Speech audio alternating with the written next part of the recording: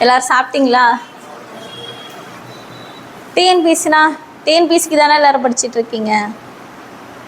எப்பயிலேருந்து படிச்சுட்டு இருக்கீங்க? ஒரு ஆளாக சொல்லுங்க. நீங்கள் இன்னும் ஸ்டார்ட் பண்ணல. நீங்கள் மேம் ஸ்டார்ட் பண்ணல. நீங்கள் சரி, இப்போ தான் ஸ்டார்ட் பண்ணுறேன். இப்போ தான் ஸ்டார்ட். நீங்கள் சார் இன்னும் ஸ்டார்ட் பண்ணல. நீங்கள் பண்ணல. நீங்கள் மேம் ஸ்டார்ட் பண்ணல. என்னன்னு தெரிஞ்சுட்டு ஸ்டார்ட் பண்ணலான்னு ஒரு ஐடியா அதானே? ஆனால் எல்லாருக்கும் ஒரு லக்கு. புதுசாக வந்தவங்க சரி, புதுசாக வந்தவங்களுக்கு ஒரு லக்கு. அதாவது கேப் விட்டு படித்தவங்களுக்கு ஒரு லக்கு, படிக்காமே இப்போ தான் ஆரம்பிக்க போகிறவங்களுங்களும் ஒரு லக்கு. ஏன்னா இப்போ படித்தவங்க எல்லாமே புதுசாக தான் ஸ்டார்ட் பண்ண போகிறாங்க. ஏன்னா என்ன பண்ணிட்டாங்க, டிஎன்பிசியில் சிலபஸ் சேஞ்ச் பண்ணிட்டாங்க. நம்ம ஜென்ரல் தமிழுக்கு என்ன பண்ணோம், 6th to 12th வரையும் புக் படிக்கணும், ஸ்கூல் புக் நியூ புக் ஃபுல்லாக படிக்கணும், ஓல்டு புக் எல்லாமே படிக்கணும். ஸோ அப்படி இருந்தோம். படித்து முடிச்சுட்டு தமிழில் எத்தனை மார்க் வந்துடும், 100 கொஷின்ஸ் அடிச்சிருவோம். ஸோ 150 மார்க்கு நம்ம கையில் அப்படின்னு சொல்லிட்டு ஒரு தைரியமாக படிச்சுக்கிட்டு இருந்தோம். அதை என்ன பண்ணிட்டாங்க டிஎன்பிசி, ஒரு வாரத்துக்கு முன்னாடி ஃபுல் ஸ்டாப் வச்சுட்டாங்க. நீங்கள் பொட்ட மனப்பாடம் பண்ணாதீங்க, அது எங்களுக்கு தேவை கிடையாது.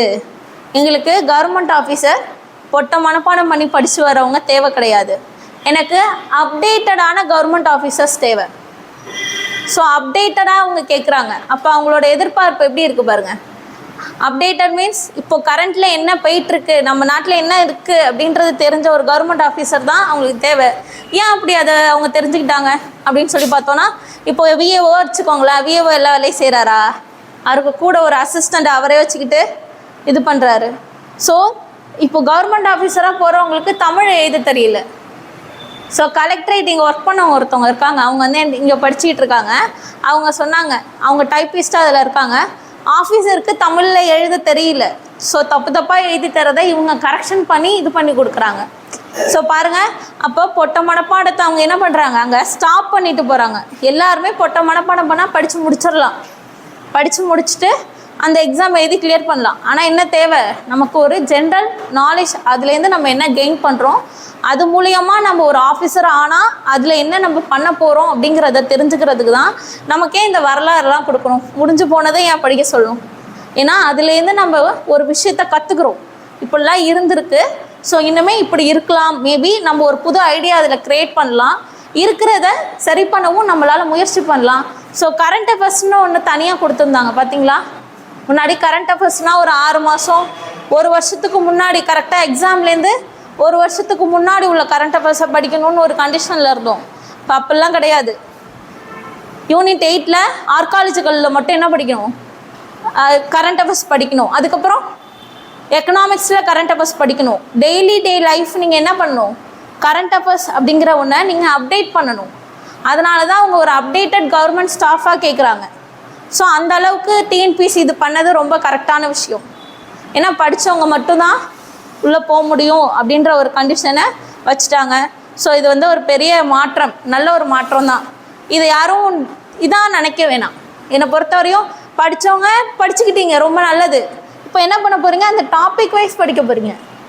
ஸோ அதனால் எதுவுமே நீங்கள் பேடாக திங்க் பண்ண வேணாம். ஸோ நமக்கு நெகட்டிவ்லாம் நம்ம பாசிட்டிவ் ஆக்கிக்கிட்டே வந்தால் மட்டும்தான் நம்மளால் என்ன பண்ண முடியும், ஒரு இடத்துக்கு போய் நிற்க முடியும். அதனால தான் திருவள்ளுவர் அழகாக சொல்லியிருப்பேன், தெய்வத்தால் ஆகாதெனினும் முயற்சி தன் மெய்வருத்த கூலி தரும். அது ஏன் தெய்வத்தாலே முடியாது ஒரு செயல்ற தெய்வம் சொல்லிச்சுன்னா, அதுக்கு நம்ம எவ்வளோ ஒரு எஃபர்ட் கொடுத்து பண்ணுறோமோ அந்த எஃபர்ட் என்னவோ வந்து உங்கள் கையில் வந்து சேரும், ஒரு வெற்றியாக தானே வந்து சேரும். ஸோ அதனால் இந்த சிலபஸ் சேஞ்ச் ஆனதை பற்றி யாருமே ஒரி பண்ணிக்க வேணாம். எல்லாமே நமக்கு பாசிட்டிவ், அவ்வளோதான். இதுலேருந்து என்ன தெரிஞ்சுக்க போகிறோம் அப்படிங்கிறத மட்டும் புரிஞ்சுக்கிட்டா போதும். ஓகேவா? TNPSC, what is TNPSC? Tamil Nadu public service commission. இதில் எல்லாருக்கும் ஒரு பெரிய ஆசை இருக்கும். ஃபஸ்ட்டு அந்த ஆஃபீஸ்க்குள்ளே போயிட்டு கவுன்சிலிங் முடிச்சுட்டு அவங்க கொடுக்குற அப்பாயின்மெண்ட் ஆர்டரை வாங்கிக்கிட்டு என்ன பண்ணணும், இதுக்கு முன்னாடி ஃபோட்டோ எடுத்து நமக்கு பிடிக்காதவங்க எல்லாருக்கும் தெரிகிற மாதிரி என்ன பண்ணுவோம், ஸ்டேட்டஸ் போடுவோம். ரைட்டா? நமக்கு நம்மளை எவ்வளோ எல்லாரும் டீமோட்டிவேட் பண்ணாங்களோ, அதாவது நம்ம ஒரு பேக் மாட்டிட்டு தெருவில் கூட போயிடக்கூடாது. இன்னுமா நீ படிச்சுட்டு இருக்க, இன்னுமா நீ படிச்சுட்டு இருக்க அப்படின்னு ஒரு சில குரூப் இருக்கும். அடுத்த நாளும் அதே கேள்வி தான் கேட்கும். நாள் தான் நம்மள்ட்ட இந்த கேள்வி கேட்டிருப்பாங்க, அவங்க இன்னும் படிச்சுட்டு இருக்கேன். அடுத்த நாள் இன்னுமா படிச்சுட்டு இருக்கேன்னா அப்போ அந்த இடத்துல நமக்கு எவ்வளோ இருக்கும். ஸோ அவங்களுக்குலாம் தெரிகிற மாதிரி நம்ம என்ன பண்ணுவோம், இதை ஸ்டேட்டஸ் போட்டு அவங்களுக்குலாம் வயிறு ஒப்பமா மாட்டோம். கண்டிப்பாக அதுதான் நம்மளோட ஃபஸ்ட்டு மோட்டிவ். பார்த்தீங்களா, அது அந்த ஒரு இது இருக்குல்ல, ஏன் அது மாதிரி பண்ணணும், ஏன்னா அவங்க நம்மளை அவ்வளோ டீமோட்டிவேட் பண்ணியிருப்பாங்க. ஸோ அந்த ஒரு ரீசனால் என்ன பண்ணியிருப்போம், அதை வச்சாகணும். ஸோ அவங்க வாயை மூடிட்டு அடுத்த நாள் நம்மள்ட்ட அந்த கேள்வி கேட்கவே கூடாது. இந்த ஸ்டேட்டஸை பார்த்துட்டு அவங்க என்ன பண்ணணும், இந்த கேள்வி கேட்கவே கூடாது. ஓகேவா, அந்த மாதிரி இருந்துக்கணும். சரி, எல்லாரோட ஆசைகளும் கூடிய சீக்கிரம் நிறைவேறணும். நானும் உங்கள் ஸ்டேட்டஸை பார்க்குறேன், சரியா? இதனால என்ன, எதுக்கு எல்லாருமே படிச்சிருக்கோம், எல்லாருமே ஒர்க்கு கிடைக்கும், எல்லாருக்கும் ஒர்க் இருக்கு. ஏன் இந்த கவர்மெண்ட் ஜாப், ஏன் டிஎன்பிசி எதாக இருந்தாலும் சரி, எஸ்எஸ்சியாக இருந்தாலும் சரி, யூபிஎஸ்சியாக இருந்தாலும் சரி, டிஎன்பிசியாக இருந்தாலும் சரி, எதாக இருந்தாலும் சரி, ஏன் இதை மாதிரி எதுக்காக நம்ம கவர்மெண்ட் ஜாப் அப்படிங்கிற ஒன்றை டிபெண்ட் பண்ணுறோம்? இல்லை நான் போனால் சில பேர் படிக்கும் போதே இருப்பான், இல்லை நான் கவர்மெண்ட் ஜாப்பாக தான் போவேன். ஏன்னா அவங்க வீட்டில் அவங்க அப்பாவோ அம்மாவோ யாராவது இருப்பாங்க, கவர்மெண்ட் ஜாப்பாக இருப்பாங்க. ஸோ எந்த வேலையும் இல்லாமல் ஈஸியாக சம்பளம் வாங்கலாம். மொதல் விஷயம் என்னது, கொரோனான்னு ஒன்று வந்து லாக்டவுன் போட்டும் யாருக்கு சம்பளம் போச்சு, கவர்மெண்ட் ஆஃபீஸருக்கு தான் சம்பளம் போச்சு. ஸோ அதனால் என்ன பண்ணோம், அப்போயே முடிவு பண்ணோம், போனால் கவர்மெண்ட் ஆஃபீஸர், சும்மா வீட்டில் உட்காந்தாலும் என்ன வரும், சம்பளம் வரும். ஆனால் அவங்களுக்கு சம்பளம் கொடுக்கறது நம்ம தான், நம்மளோட வரி பணத்தில் எல்லாமே பண்ணி நம்ம தான் எல்லாமே கொடுக்குறோம். ஆனால் அது போனால் என்னது ஒரு நல்லதுன்னு நம்ம யோசிக்கிறோமா இல்லையா? பாடி மாதம் பிறந்தா சம்பளம், அதை யாராலையும் ஸ்டாப் பண்ண முடியாது. எவ்வளோ பெரிய பிரச்சனை நடந்தாலும் அதை ஸ்டாப் பண்ண முடியாது. உலகமே நின்று போனாலும் என்ன பண்ணலாம், இந்த சம்பளம் ஒன்று வீட்டுக்குள்ளே நம்ம எவ்வளோ நாள் கடந்தாலும் சம்பளம் வரும், லீவு வரும், நம்ம இஷ்டத்துக்கு போகலாம், இஷ்டத்துக்கு வரலாம். அப்படின்ற ஒரு ஃபஸ்ட்டு நமக்கு அதானே தேவை, சொல்லுங்கள். கவர்மெண்ட் ஜாப் அப்படின்னு சொல்லி யோசித்தோன்னா அதானே ஃபஸ்ட்டு பார்ப்போம். சேல்ரி ஒன்று பார்ப்போம். எந்த வேலை போனாலும் நீங்கள் ஃபஸ்ட்டு பார்க்குறது என்ன, சேல்ரி. அது பர்மனெண்ட்டாக டெம்பரவரியாக அடுத்த விஷயம் பார்ப்போம். ஸோ அந்த பெனிஃபிட்டில் தான் ஃபஸ்ட்டே பாருங்கள், குட் சேலரி. ஸோ நெக்ஸ்ட்டு ஏதோ சொந்தக்காரங்க வீட்டுக்கு போனால் ஒரு ப்ரைவேட் ஒரு 10,000 ஒரு வேலை 10,000 ஒரு சம்பளம் வாங்கிட்டு ஒரு ப்ரைவேட் இதில் ஒர்க் பண்ணிவிட்டு நம்ம போனால் மதிக்கவே மாட்டாங்க நம்ம சொந்தக்காரங்களாம். காசு இருக்க இடத்துக்கு தான் சொந்தங்களுக்கு மதிப்பு. பெத்த அப்பா அம்மா, கூட பிறந்தவங்கள கூட நான் சொல்ல மாட்டேன், பெத்த அப்பா அம்மா நம்மளை பெத்தாங்க, ஸோ நமக்கு செய்கிறாங்க, அவ்வளோதான். கூட பிறந்தவங்க சொந்தம் எல்லாமே ஒரு குறிப்பிட்ட ஸ்டேஜ் தான். நம்மள்ட்ட ஒரு பைசா இல்லைன்னா யாருமே வரமாட்டாங்க. ஸோ நமக்கு ஒரு ரெகக்னேஷன் கிடைக்கும். ஒரு கவர்மெண்ட் ஜாப் இப்போ நீங்கள் போனீங்கன்னு வச்சுக்கோங்க, ஒரு 2 வருஷத்துக்கு முன்னாடி சண்டை போட்டவங்க வீட்டுக்கு நீங்கள் கவர்மெண்ட் ஆஃபீஸராக போனீங்கன்னா உங்களை அவங்க எப்படி வரவேற்கிறாங்கன்னு மட்டும் பாருங்களேன். ஸோ அதெல்லாம் நினச்சி பாருங்கள். ஒரு எக்ஸாம்பிளை வந்துட்டோன்னா என்னென்ன நமக்கு அது மூலியமாக கிடைக்கும். ஸோ உங்கள் பெற்றவங்களை நீங்கள் பெருமைப்படுத்துவீங்க. ஸோ அவங்களுக்கு நீங்கள் ரெகக்னைசேஷன் வாங்கி கொடுப்பீங்க. நம்மளை படிக்க வேணான்னு சில பேர் சொல்லியிருப்பாங்க, நீ ஏன் இன்னும் படிக்க வச்சுக்கிட்டு இருக்க அப்படின்னு சொல்லி நம்ம அப்பா அம்மாவை நிறைய பேர் கேட்டிருப்பாங்க. அது நமக்கு தெரியாமல் இருக்கும், தெரிஞ்சும் இருக்கும். ஸோ அதுக்கெல்லாம் கரெக்டாக ஒரு பதில் அடி கொடுக்கணுன்னா நம்ம என்ன பண்ணணும், ஒரு கவர்மெண்ட் ஆஃபீஸராக தான் போய் நிற்கணும். ஏன்னா கவர்மெண்ட்டுக்கு மட்டும்தான் இங்கே என்னது மதிப்பு அப்படிங்கிற ஒன்று இருக்குது. ஓகேவா? ஸோ நெக்ஸ்ட் என்னது, ப்ரமோஷன்ஸ் கிடைக்கும். அப்புறம் எங்கே போனாலும் நல்லா ஜாலியாக செலவு பண்ணிக்கலாமா இல்லையா? எந்த செலவும் நம்ம சொந்தமாக செலவு பண்ண போகிறது கிடையாது. எங்கே போனாலும் கவர்மெண்ட்டு சும்மா எழுதி கொடுத்தா போதும், அந்த காசு நமக்கு ஈஸியாக வந்துடும். ஸோ செலவுங்கிறவனே கிடையாது. Nearby work. ஸோ ஜென்ஸ் பொறுத்தவரையும் கொஞ்சம் டிஸ்ட்ரிக்குள்ளே வெளியில் போடுவாங்க. ஆனால் உமன்ஸ் பொறுத்தவரையும் என்னென்னா கிட்டக்கையே நம்ம வீட்டுக்கு நம்ம கரெக்டாக ஒரு 6 மணி 7 மணிக்கு வந்து சேர்ற மாதிரி என்ன பண்ணுவாங்க, ஒரு ஜாப் போடுவாங்க. ஸோ இது வேறு எங்கேயுமே ஒரு கிடைக்காத ஒரு விஷயம் டிஎன்பிசி நமக்கு பண்ணது.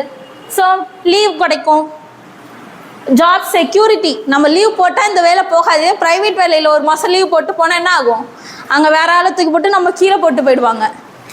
அதே கவர்மெண்ட் ஜாப்பில் லீவ் போட்டு போனால் ஒரு 2 மாதம் கழிச்சு எக்ஸ்டெண்ட் பண்ணிட்டு போனாலும் திருப்பி அந்த ஜாப் உங்களுக்கு தான். ஸோ அந்த உங்களுக்கு அந்த ஷூரிட்டி யார் தரா, அந்த கவர்மெண்ட் எக்ஸாமில் உள்ள ஒரு போஸ்டிங் வந்து உங்களுக்கு ஷூரிட்டி தருது. ஸோ கவர்மெண்ட் நீங்கள் எழுதி போனால் உங்களுக்கு இந்த ஜாப் நீங்கள் வந்தால் தான் இந்த ஜாப் அப்படின்ற ஒரு இது இருக்குது. நீங்கள் லீவ் போட்டுக்கலாம் எத்தனை நாள் வேணால், அந்த ஜாப் யாருக்கும் நாங்கள் கொடுக்க மாட்டோம் அப்படின்ற ஒரு கண்டிஷன் இருக்குது. ஸோ இந்த பெனிஃபிட்ஸ் எல்லாமே நமக்கு இருக்குது. ஸோ அந்த பெனிஃபிட்ஸ் அது மட்டும் இல்லாமல் நம்ம வண்டி வச்சுருப்போம், விஏஓனா என்ன பண்ணிடுவோம், அடிச்சிருவோம் ஸ்டிக்கரு. அந்த வண்டிக்கு முன்னாடி நம்ம விஏஓன்னு தெரியணும், நம்ம வண்டியை வேற ஆகணும், கையை வைக்கக்கூடாது. ஸோ அந்த மாதிரி நிறையா நம்மளை சந்தோஷப்படுத்திக்கிற மாதிரி விஷயம் என்ன தேவை, டிஎன்பிசி ஒரு கவர்மெண்ட் ஆஃபீஸராக போனால் இதெல்லாம் நம்மளால் பண்ண முடியும். ஸோ அதுக்கு என்ன பண்ணணும், ஃபஸ்ட்டு என்னென்ன எக்ஸாம் இருக்குன்னு தெரிஞ்சுக்கணுமா? நமக்கு தெரிஞ்சது மோஸ்ட்லி என்னென்ன எக்ஸாம்ஸ், குரூப் 2, குரூப் 4. மோஸ்ட்லி எல்லாருக்கும் தெரிஞ்சது குரூப் 4. அதுக்கப்புறம் தான் என்ன தெரியும், குரூப் 2 தெரியும். அதுக்கப்புறம் தான் ரேர் குரூப் 1 தெரியும். ஸோ நீங்கள் இது தெரிஞ்ச விஷயத்துலேயே நீங்கள் கணக்கு பண்ணுங்களேன். இப்போ குரூப் 4 எழுதுறதுக்குலாம் 25 லட்சம் பேர் அப்ளை பண்ணுறாங்க. அதே குரூப் 2 பார்த்திங்கன்னா 9 லட்சம் பேர். ஆனால் குரூப் 1க்கு 1 லட்சம் பேர் தான் பண்ணுறாங்க. ஸோ பாருங்கள் எவ்வளோ வேரிட்டி ஆகுது பாருங்கள். அப்போது அந்த இது வந்து போய் யாருக்கும் சேரலை, அதுதான் பிரச்சனை. எல்லாரும் படிக்கிறாங்க, ஆனால் அந்த கைடன்ஸ் யாருக்கும் போய் சேரலை. இப்படிலாம் எக்ஸாம் இருக்குது, இதெல்லாம் கண்டக்ட் பண்ணுறாங்க, அது மட்டும்தான் எக்ஸாம் இருக்கா? குரூப் 5 இருக்குது, குரூப் 7 இருக்குது. ஸோ அறநிலைத்துறைக்கெலாம் எக்ஸாம் இருக்குது தெரியுமா? அறநிலைத்துறைக்கு யார் வேணால் எழுதலாம். ஸோ பியூர் தமிழ், உங்களுக்கு தமிழ் தெரிஞ்சிருந்தால் நீங்கள் அறநிலைத்துறை ஆஃபீஸராக போடலாம். அதெல்லாம் கவர்மெண்ட் பண்ணிட்டு தான் இருக்குது, ஆனால் அது யாருக்கும் தெரிய மாட்டேங்குது. என்னென்ன எக்ஸாம்ஸ் இருக்குது, குரூப் 1 இருக்குது, குரூப் 2ல் பார்த்தீங்கன்னா 2A இருக்குது, 3ல் பார்த்தீங்கன்னா 3A இருக்குது. இது வந்து அந்த ஜெயிலர்ஸ் எக்ஸாம் அந்த மாதிரி வரும். Group 4 as usual junior assistant, VAO. இப்போ ஃபாரஸ்டர் என்ன பண்ணிட்டாங்க, 4லேயே சேர்த்துட்டாங்க. ஸோ 5, 6, அப்புறம் பார்த்தீங்கன்னா 7A, 7B, 8 இருக்குது. ஸோ அதுக்கப்புறம் பார்த்தீங்கன்னா மேபி டிகிரி படிக்கிறோம் தெரியுமா, டிப்ளமோ படித்தவங்க இந்த டெக்னிக்கல் எக்ஸாம்ஸ் எழுதலாம். டெக்னிக்கல் எக்ஸாம்ஸ் வந்து டிப்ளமோ படித்தவங்களுக்கு வரும், பிஇ படித்தவங்களுக்கு தனியாக வரும். ஸோ அந்த மாதிரி வைப்பாங்க. ஸ்டாட்டிக்கல் எக்ஸாம் வந்து மேக்ஸ் படித்தாங்களே, மேக்ஸ் குரூப், மெயினாக மேக்ஸ் குரூப் படிக்கிறவங்களுக்கு என்ன பண்ணுவாங்க, இந்த ஸ்டாட்டிக்கல் எக்ஸாம் வைப்பாங்க. டிஇஓ, இது என்ன DEO, district educational officer. So BEd படிக்கிறாங்க தெரியுமா, பிஎட் படிக்கிறாங்க தெரியுமா, ஸோ அவங்களாம் இதை அப்ளை பண்ணலாம். டிஎன்பிசி நடத்துது. பிஎட் படிக்கிறவங்க நெட்டு மட்டும்தான் எழுதணும்னு அவசியம் கிடையாது. டிஎன்பிசி என்ன கனெக்ட் பண்ணுது, டிஇஓ எக்ஸாமும் என்ன பண்ணுது, கனெக்ட் பண்ணுது. நீங்கள் டிஸ்ட்ரிக்ட் எஜுகேஷ்னல் ஆஃபீஸராக ஆகலாம். எந்த ஸ்கூலுக்கு வேணால் எப்போ வேணால் நீங்கள் ரவுண்ட்ஸ் போகலாம். ஸோ பாருங்கள் எவ்வளோ ஒரு ஆப்பர்ச்சுனிட்டி டிஎன்பிசி நமக்கு கொடுக்குது. இவ்வளோ இருக்குது எக்ஸாம்ஸ். குரூப் 1க்கு என்ன எலிஜிபிலிட்டி, டிகிரி முடிச்சிருந்தா தான் நீங்கள் ப்ரிலிம்ஸ் எழுதணும்னு அவசியம் கிடையாது.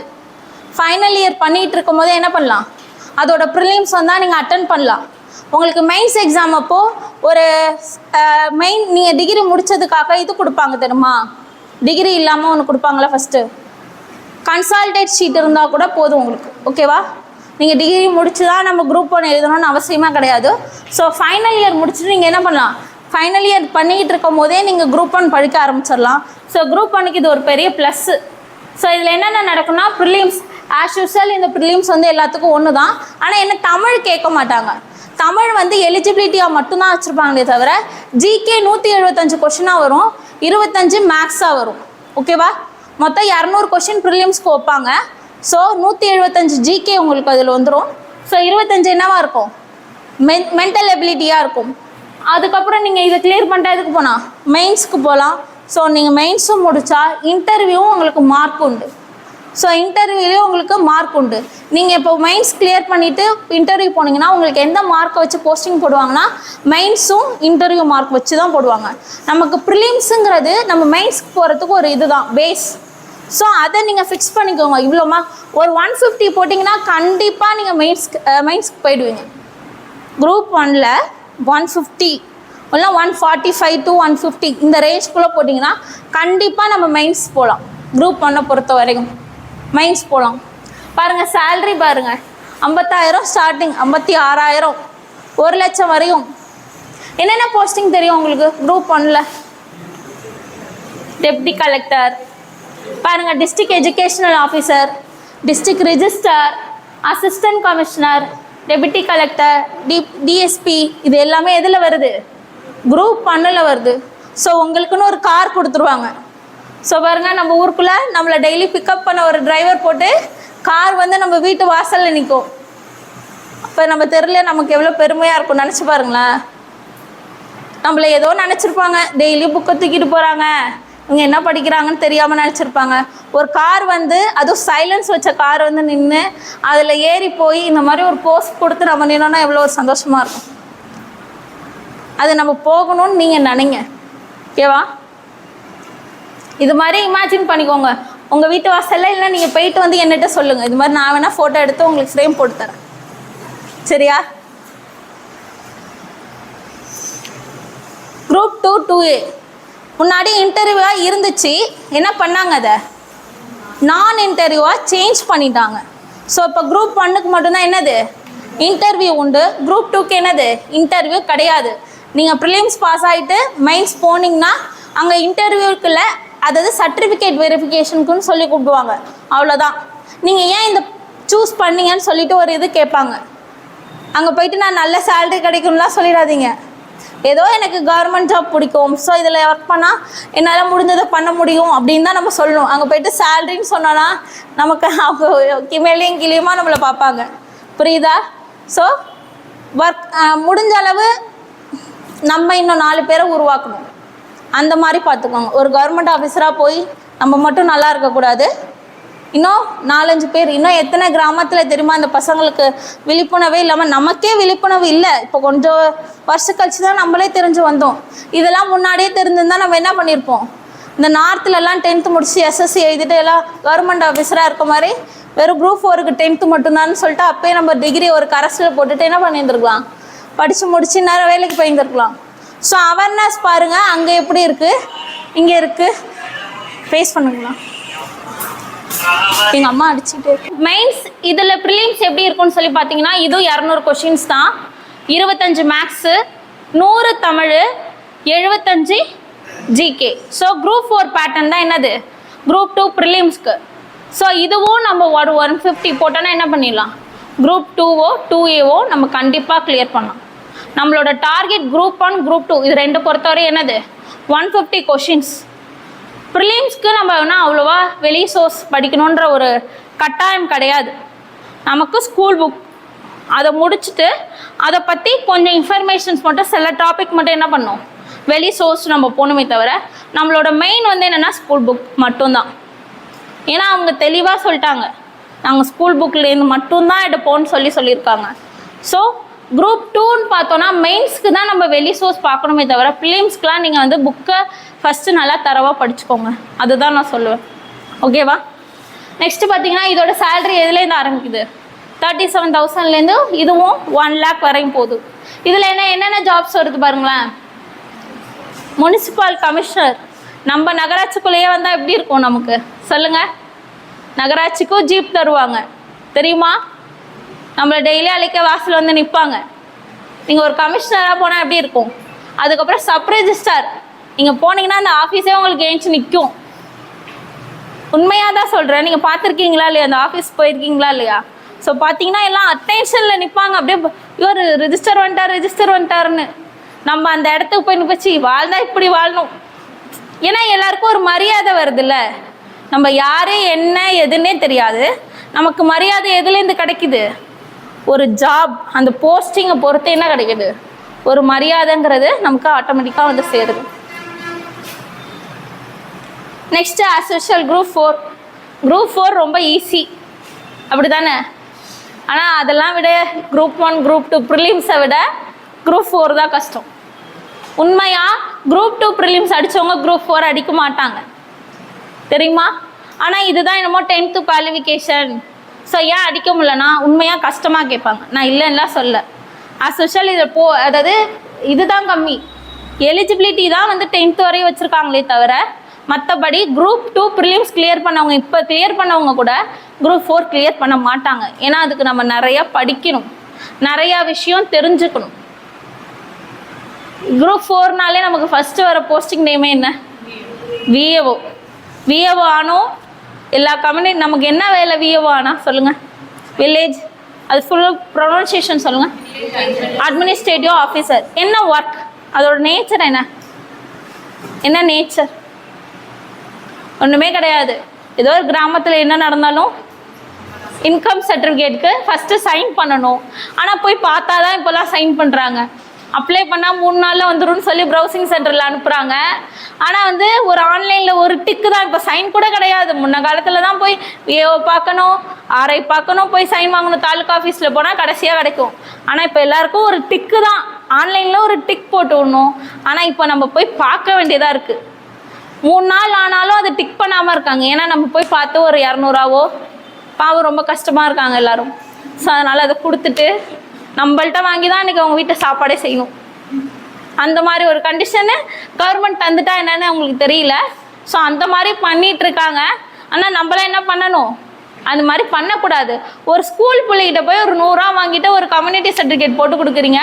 அந்த பிள்ளையே வந்து ஒரு ஸ்காலர்ஷிப்புக்காக தான் வந்து நிற்கிது உங்கள்கிட்ட. மாதம் கவர்மெண்ட் இதை நான் தருதா அப்படின்னு சொல்லிட்டு நிற்கும் போது அந்த பிள்ளைகிட்ட போய் ஒரு 100 ரூபா வாங்கிட்டு நீங்கள் சைன் பண்ணுறீங்கன்னா அப்புறம் எதுக்கு நீங்கள் கவர்மெண்ட் ஸ்டாஃப்ஸ்? ஸோ இன்னமே ஒரு ஆள் வந்தீங்கன்னா தயவுசெய்து அதை மட்டும் பண்ணாதீங்க. அந்த சுச்சுவேஷன் வந்தாலும் அதை ஸ்கிப் பண்ணுங்க, அவ்வளோதான்.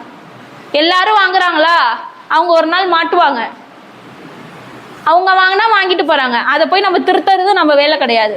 நம்ம போகிறது எதுக்கு படிக்கிறோம், அதுக்கு தான் இந்த மாதிரி படிக்க சொல்கிறாங்க. புரியுதா?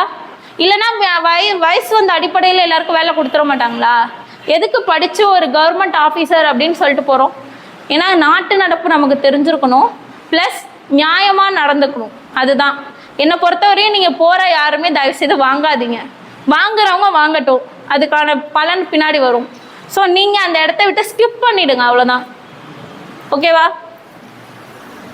அதில் என்னென்ன போஸ்டிங்? பிஏஓ வருது, ஜேஏ வருதா, junior assistants, bill collector, next typist. So டைப்பிஸ்ட்டாக யாரையா டைப் முடிச்சிருக்கீங்க? டைப் யாராச்சும் முடிச்சிருக்கீங்களா? டைப் போனதே இல்லையா யாருமே? லோயர் மட்டும்.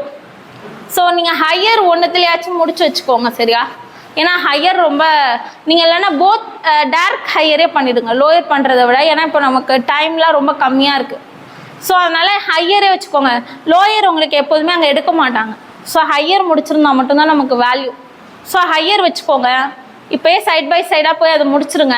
இல்லை எனக்கு டைப்பிஸ்ட் போனால், ஒன்று டைப்பிஸ்ட்டாக போனால் கையை உண்மையாக வலிக்குங்க. நான் சொல்கிறேன், டைப்பிஸ்ட்டாக போனால் அடிச்சுக்கிட்டே இருக்கணும்.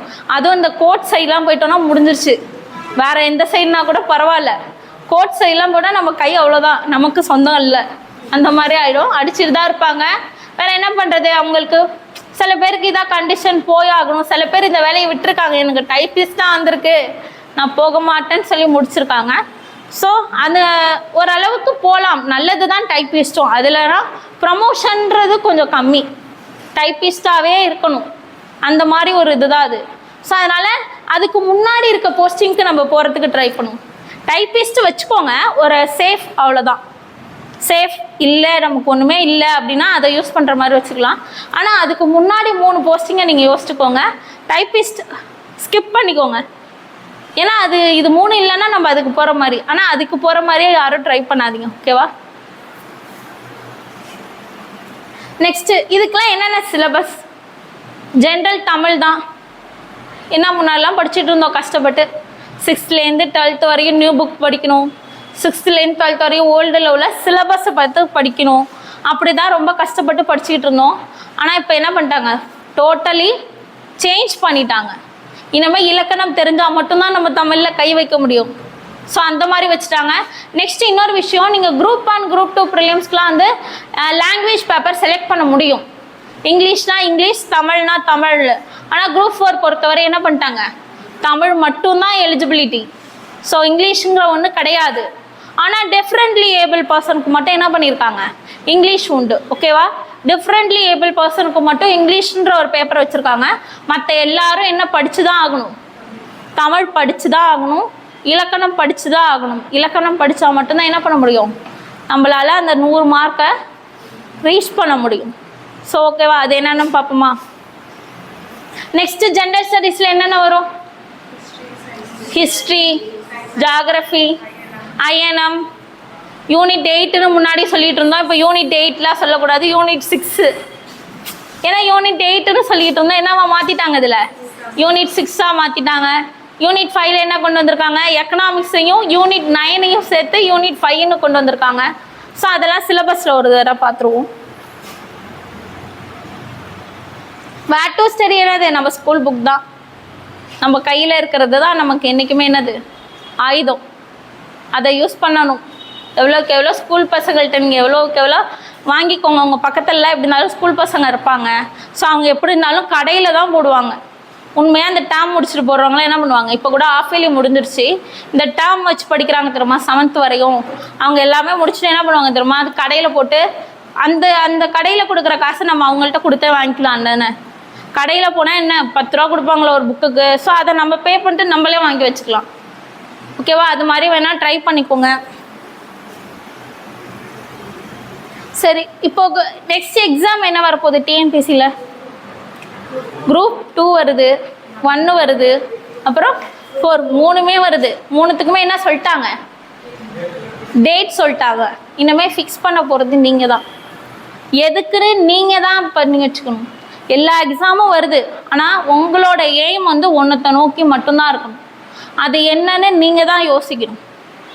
குரூப் 1னா அதுக்கு தைரியமாக படிங்க. நான் குரூப் 1 கிளியர் பண்ணி நான் எப்படியாச்சும் ப்ரிலிம்ஸ் கிளியர் பண்ணணும், அதுக்கப்புறம் மெயின்ஸ்க்கு ஒரு 6 மாதம் நான் கொடுப்பாங்க, அதில் நான் மெயின்ஸ் முடிச்சிருவேன் அப்படின்ற நம்பிக்கை இருந்துச்சுன்னா கண்டிப்பாக நீங்கள் தாராளமாக நீங்கள் ஜிஎஸ்சில் நான் ஸ்டடியாக இருக்கேன், ஜிஎஸ்ஸை என்னால் அசைச்சிக்க முடியாது, அதில் தமிழ் எலிஜிபிலிட்டியாக மட்டும் மெயின்ஸில் தான் வைப்பாங்க தவிர ப்ரிலிம்ஸில் தமிழ் கிடையாது.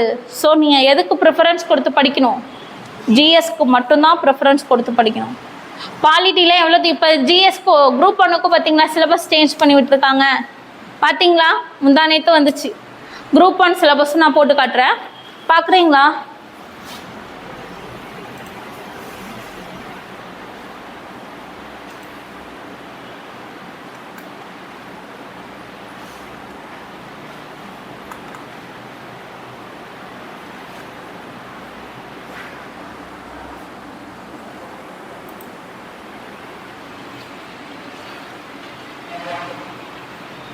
பாருங்க, குரூப் 1ஓட ப்ரிலிம்ஸ் சிலபஸ் பாருங்க.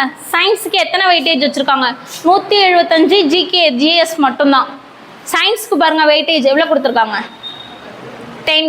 சயின்ஸை பொறுத்த வரைக்கும் நம்ம படிக்கவே வேணாம், ஏன்னா சயின்ஸ் வந்து ஸ்கூல் புக்லேருந்து தான் வரும். டைம் இருந்தால் படிச்சுக்கோங்க, ஏன்னா அது வந்து வெயிட்டேஜ் கம்மி. எல்லாத்துலேயுமே வெயிட்டேஜ் வந்து ரொம்ப கம்மியாக இருக்கிறது எது பார்த்தோம்னா சயின்ஸ் தான். ஸோ அதை நம்ம ஸ்கிப் பண்ணிடலாம். நமக்கு டைம் இருக்கும் போது என்ன பண்ணிக்கோங்க, சயின்ஸ் படிச்சுக்கோங்க. ஓகேவா, சயின்ஸை யாருமே ரொம்ப கேர் பண்ண வேணான்னு நான் சொல்கிறேன். அதுக்கப்புறம் அதுக்கப்புறம் ஜாகிரஃபி பாருங்கள், வெறும் 10 கொஷின். இந்த 10 கொஷினுக்கு 10th உள்ள அந்த 7 லெசன் படித்தாலே போதும். ஏன்னா 6th-லேருந்து 9th வரையும் அதையே கொஞ்சம் இது பண்ணி தான் கொடுத்துருப்பாங்களே தவிர, நீங்கள் ஜாகிரஃபி படிக்கணும்னு ஆசைப்பட்டீங்கன்னா அது 10th உள்ளதை மட்டும் படித்தா போதும். ஜாகிரஃபி அது 10 கொஷின். ஆனால் அப்படியே இல்லை, வெயிட்டேஜ் கம்மி. எதில், குரூப் 4லலாம் 5 கொஷின் தான். ஸோ அதுக்கும் நம்ம ஒரு முக்கியத்துவம் பின்னாடி கொடுக்க வேணான்லாம் நான் சொல்ல. டைம் நமக்கு மேனேஜ் பண்ண தெரிஞ்சிருக்கணும். சார் சொன்னாங்க பார்த்தீங்களா, இதுதான் நான் படிக்க போகிறேன். இப்போ என்ன பண்ணிட்டாங்க டிஎன்பிசி, உங்களுக்கு இதுலேருந்து இத்தனை கேள்வி தான் வரும்னு நான் சொல்லிட்டேன். அப்பையும் படிக்காதது யார் தப்பாக இருக்கும், நம்ம தப்பு தான். ஸோ ஜிஎஸ் முன்னாடி எது வரும்னே தெரியாதப்பெல்லாம் நம்ம ஆளுங்க 200க்கு 180 கொஷின் போட்டுட்டு இருந்தாங்க. இப்போ ஜிஎஸ்ல இதுக்கு இத்தனை கொஷின் வரும்னு சொல்லுவாங்க. அப்போ எப்படி படிப்பாங்கன்னு மட்டும் நீங்கள் யோசிச்சு பாருங்கள். அப்போ அவங்க படிச்சுட்டு இருக்கவங்க எங்கே இருக்காங்க, நம்ம எத்தனாவது ரேங்க்ல இருக்கோன்னு பாருங்கள். நம்ம ஒவ்வொரு டைமும் வேஸ்ட் பண்ணும் போது, ஒவ்வொரு டைம் நம்ம ஏதோ பண்ணிட்டு இருக்கும் போது அங்கே ஒரு கொஷினுக்கு ஒருத்தவங்க படிச்சுட்டு தான் இருப்பாங்க. கண்டிப்பாக ஒரு நாளைக்கு நீங்கள் ஒரு 8 மணி நேரம் செலவு பண்ணி தான் ஆகணும். ஒரு காம்படிட்டிவ் எக்ஸாமுக்கு நீங்கள் படிக்கிறீங்க அப்படின்னு தெரிஞ்சால் அதுக்கு என்ன பண்ணி ஆகும்னா, நீங்கள் ஒரு நாளைக்கு 8 மணி நேரம் செலவு பண்ணி தான் ஆகணும். அந்த எக்ஸாமுக்கு நீங்கள் எவ்வளோ கொடுக்குறீங்களோ டைம், அந்த அளவுக்கு அது உங்களுக்கு ஸ்கோர் கொடுக்கும். ஆமாம்ல, மெனக்கெட்டு ஒரு விஷயத்தை நம்ம பண்ணாத, சமையல் கூட மெனக்கெட்டு செஞ்சால் மட்டும்தான் நல்லா வரும். ஏனோ தானோன்னு செஞ்சால் நல்லா வருமா சொல்லுங்கள்? யார் எப்பேற்பட்டவங்க செஞ்சாலும் சமையலுக்கு எவ்வளோ நேரம் கொடுத்து அதோட பக்குவத்தில் எடுத்தால் மட்டும்தான் சமையல் என்னவாக இருக்கும், நல்லாயிருக்கும். ஸோ அது மாதிரி தான் படிக்கிறது என்றைக்குமே வேஸ்ட் ஆகாது. அதை நீங்கள் ஃபிக்ஸ் பண்ணிக்கோங்க. ஐயோ நம்ம படித்து ஒவ்வொரு தடவை 5 மார்க் 2 மார்க்கில் போதுன்னெலாம் நினைக்காதீங்க. படிப்பு என்றைக்குமே நம்மளை கைவிடாது. ஸோ அதுக்கான நேரத்தை கொடுங்க. அதுக்கான நேரத்தை நீங்கள் கொடுத்தீங்கன்னா அதுக்கான பலன் அது உங்களுக்கு கொடுக்கும். புரியுதா? ஸோ வெயிட்டேஜ் வச்சு படிங்க, அதை தான் நான் சொல்வேன். இப்போதைக்கு நீங்கள் ஒரு வெயிட்டேஜ், எனக்கு இதில் நான் கிளியராக இருக்கேன், நீங்கள் எதில் கிளியராக இல்லையோ அதுக்கு கூட நேரம் கொடுங்க. கிளியராக இருக்கிறதுக்கே நீங்கள் நேரம் கொடுத்துக்கிட்டே இருந்தீங்கன்னா அது லூப் ஆக்கிட்டே இருக்குமே தவிர வேறு ஒன்றுமே பண்ண முடியாது. நீங்கள் ஒருவேளை உங்களுக்கு பாலிட்டி நல்லா கிளியராக இருந்துச்சு, அப்போ நான் பாலிட்டியில் கிளியராக இருக்கேன், அதுக்காக அதை படிக்காமலாம் விட சொல்ல. அதுக்கு 1 மணி நேரம் ஒதுக்குறீங்களா? எனக்கு மேக்ஸு சுத்தமாக வராது, அதுக்கு நான் 2 மணி நேரம் ஒதுக்கணும். எது வரலையோ அதை நீங்கள் வர வைக்கணும். உங்களுக்கு எல்லாருக்குமே எல்லாமே வந்துடாது, எல்லாருக்குமே எல்லாமே வந்துடாது. நம்ம எவ்வளோவுக்கு எவ்வளோ அதை பழக்கிறோமோ அவ்வளோவுக்கு அவ்வளோ அது நமக்கு அந்த ரீச் கொடுக்கும். ஓகேவா? நெக்ஸ்ட்டு பாருங்கள், இது ஹிஸ்ட்ரியும் ஐஎன்எம்லேருந்து எத்தனை கொஸ்டின்ஸ் வருமா? 25 கொஸ்டின்ஸ். இது பாலிட்டி. பாலிட்டி பாருங்கள், குரூப் 1ல் எத்தனை கேட்டிருக்காங்க பாருங்கள், 40 கொஸ்டின்ஸ், 40 கேள்வி. நெக்ஸ்ட்டு எக்கனாமிக்கும் யூனிட் 9 தமிழ்நாட்டு வளர்ச்சி நிர்வாகம் என்னது, 50 கொஸ்டின்ஸ். ஒரு கொஸ்டின்ஸ்க்கு எத்தனை மார்க்கு? எல்லாமே கொஸ்டின்ஸாக தான் கொடுத்துருக்காங்க, 1.5 மார்க்ஸ். ஸோ நெக்ஸ்ட்டு பாருங்கள், யூனிட் 6 என்னது, அதான் யூனிட் 8 நம்ம படிச்சுட்டு இருந்தோம்ல, தமிழ்நாட்டோட வரலாறு பண்பாடு, அது எத்தனை questions?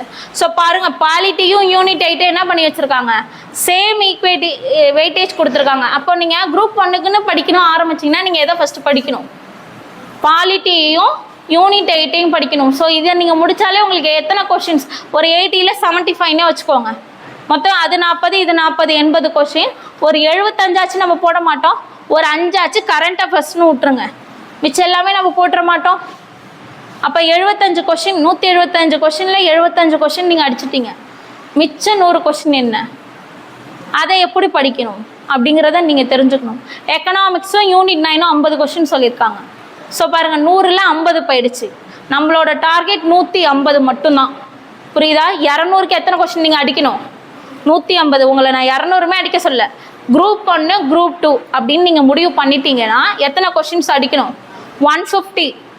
Any community, any rank, எதாக இருந்தாலும் உங்கள்கிட்ட எந்த ஒரு சர்டிஃபிகேட் இருந்தாலும் சரி, பிஎஸ்டிஎம், நான் டிஃப்ரெண்ட்லி ஏபிள் பர்சன்ஸ், அப்படி எது இருந்தாலும் சரி, நம்ம தைரியமாக போய் ஒரு சேஃபாக ஒரு பிளேஸில் நம்ம பிளேஸ் ஆகணும் அப்படின்னா எத்தனை கொஸ்டின்ஸ் போடணும்? நீங்கள் 150 கொஸ்டின்ஸ் போடணும். இந்த குரூப் 1 குரூப் 2 பொறுத்த வரையும் நீங்கள் மெயின்ஸ் போனீங்க